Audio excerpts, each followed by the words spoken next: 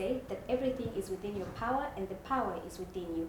This is why Mwananchi Communications Limited, under its business flagship, The Citizen, is bringing to you the Citizen Rising Women Initiative with the aim to empower and inspire young girls and women in the country. And I'm Latricia Pamba. I'll be the host of this interview. I'm not alone. I'm with Sarah Liza Sumaye from NBC. Karibu sana. Thank you very much. Well, as we start, please tell us first, who is Sarah? What does Sarah do? My name is Sarah Liza Sumaye, as you've introduced. I'm a mother of 3 beautiful children, wife to a very supporting husband, a daughter to very caring, visionary parents, whom without them I will not be here where I am today. Amazing. So everybody has a journey. So what would you say is your personal journey, especially when it comes to leadership? What groomed you to become who you are today? Wow, I have quite a history. To start with, maybe just a brief in terms of where I came from. I started my primary education in the UK, which I finished at Arusha. I'm from Arusha. And I took part of my secondary education in Kenya. But after that, around 2000, I joined Institute of Accountancy Arusha, where I took advanced diploma in accounting. And in terms of my leadership journey, it started from there. Because I remember in second year, I was selected to become student vice president. And for the first time at that university, there has never been a woman leader. I was the first one who was the youngest to be selected.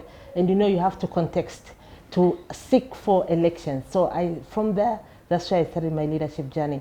I was selected to become vice president of the student union, which had more than 1,000 plus students.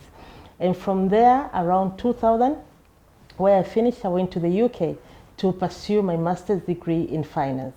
And until 2003, and I came back to Tanzania in 2004, where I started working at Standard Chartered Bank, and from there, that's where my career started.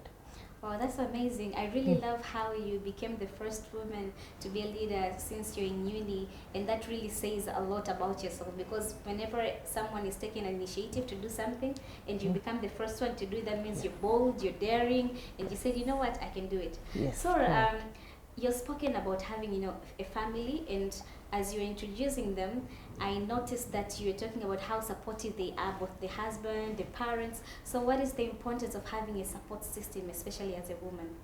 Oh, it's very, very, very supportive, and actually it's very important, and that's why I always keep on telling, especially young women who are starting a family. You know, as women, we have a lot of responsibilities, not only at workplaces, but also in our families at home. And one of the key critical items that you need to have as you're growing up in your career is a good support system, because at home you are equally needed as much as you are needed in the office.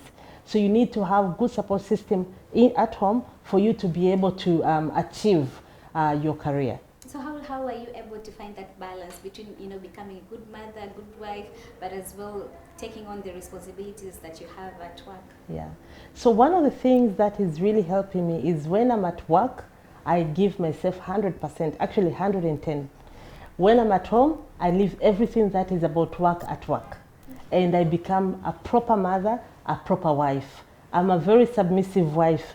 You know, even when you come at work, you find that I'm a leader, I'm a woman leader. But you know, when I go home, that leadership is left in the office. So I become very submissive to my husband. I do what is required as a mother, and I also make sure that I take care of my home. I love how you're able to shift those roles really well. You know, most of the times the challenge that women leaders at the office find is being able to, you know, to wear off that hat of being a leader at work when you go back at home. So congratulations for being able to do that. But then let's talk about mentorship, right? Have you ever had mentors on your journey, and how did they help you, if you ever had them? Yeah, actually I had a lot of mentors since when I was a young girl. I remember my dream since when I was in primary school was one day to work in a bank. And I used to go to a bank. At that time I was in Arusha. I used to go to one of the bank. I used to just sit there in the banking hall and admire the uniforms and the ladies, you know, and how the people working in the banking hall. And I remember at that time, I identified one of the branch manager who was working at that particular bank, who was my mentor since then, because I admired how she was working, how she was dressed, the way she was smart, and the way she was clever. And from there, actually, she groomed me and she mentored me. And even when I pursued my master's degree, I particularly went to study something that would actually pave a way for me to work in the banking sector. So, so along the way of my career, I've had different mentors in different areas, from career-wise, but also from family. I also have mentors spiritually. So I have different mentors in all the sectors of my life to make me successful. So did you also have male mentors? Well, unfortunately, not really, because I thought it would be important to have a female mentor, because I would relate more to a female mentor than a male mentor. But you know, yes, I do admire some male leaders, but I tend to learn more from my fellow female leaders, because with them I can actually be vulnerable. I can actually share with them different things, you know, in case if I face any challenges, I can actually go and share with them those challenges. And we can actually, I can learn from in terms of how they encounter the same kind of challenges. Because, you know, when it comes to women leadership, our challenges are pretty more or less the same. And, you know, we have to know how to make sure that you pave your way through them.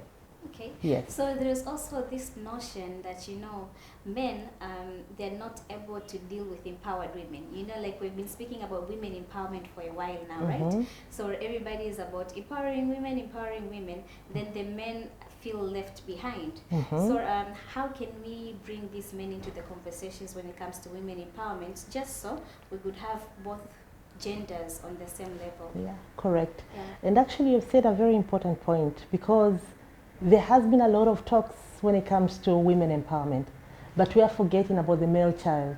Yeah. And sometimes I'm worried the future of our sons, because I have 3 children. 2 of them are boys, 1 of them is a girl. Sometimes I'm worried about the boys, because we're going to end up having a lot of strong women, but it's not going to be the same to male as well. Yeah. So to change that narration is, yes, the narrative is women empowerment, but we have to start taking care of the boy child. Okay, that's pretty interesting. I love what you just said. So let's say, what motivates Sarah when she wakes up in the morning? What motivates her to get her going? Wow, there's so many things that motivate me. First of all, I'm always motivated to, actually there's this statement that actually really inspires me. That the statement was said by a quote, it was said by Michelle Obama, that there is no limit to what we as women can accomplish, you know? So I believe, first of all, by personality, I'm a go-getter. I'm a strong woman. I'm a very ambitious woman. And I am the change of what I would like to see in the world. So what motivates me is, what can I do to make changes?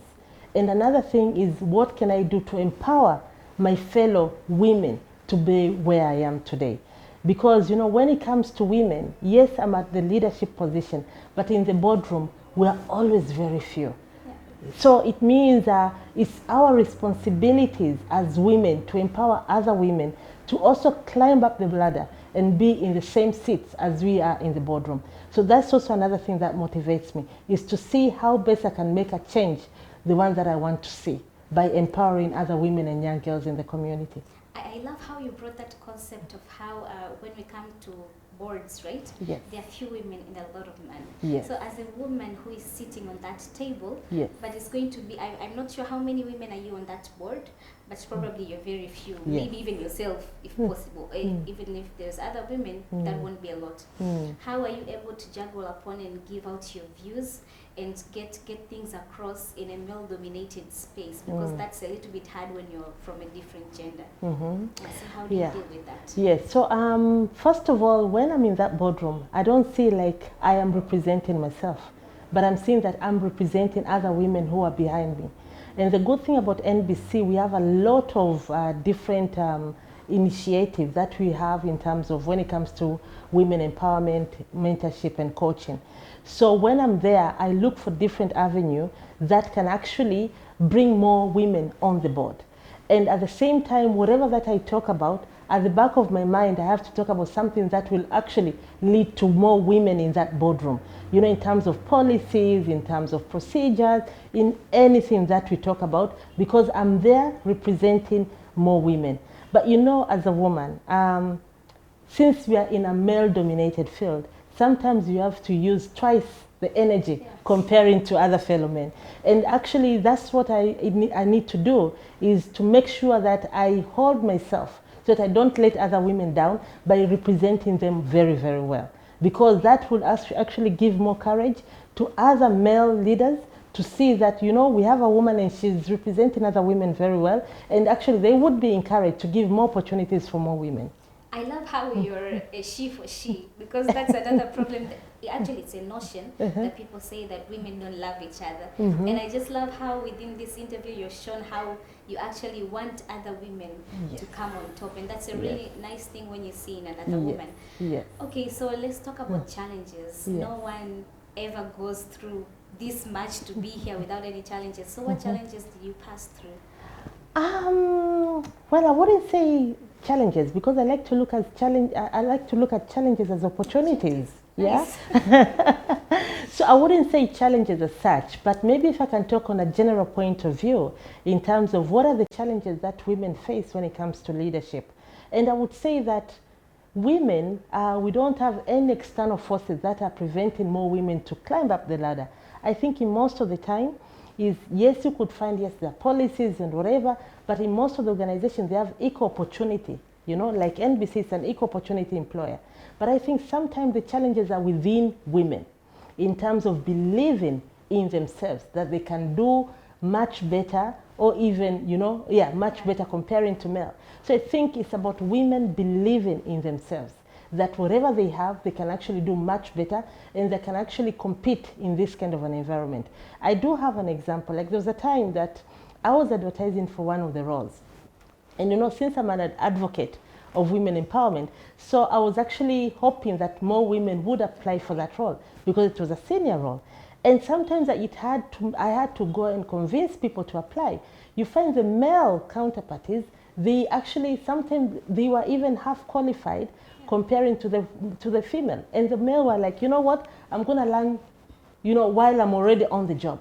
But the women, they were like, you know what, some of them had actually qualified 100%. They are like, you know, I haven't qualified for this position. I don't want to embarrass myself in the interviews, and so on and so forth. So sometimes it's the women who are actually not believing in ourselves, and we need to believe in ourselves. We don't have to be 100% qualified in some of these roles. We don't have to be, you know, with all the experience. We just have to be courageous enough and believe in ourselves, that we can actually go up and make the difference. I love that. Yes. You learn when you're there. So even women should also have that. So what kind of skill sets should we women improve on to make sure that we get more of these positions? I would say self-confidence. Just that.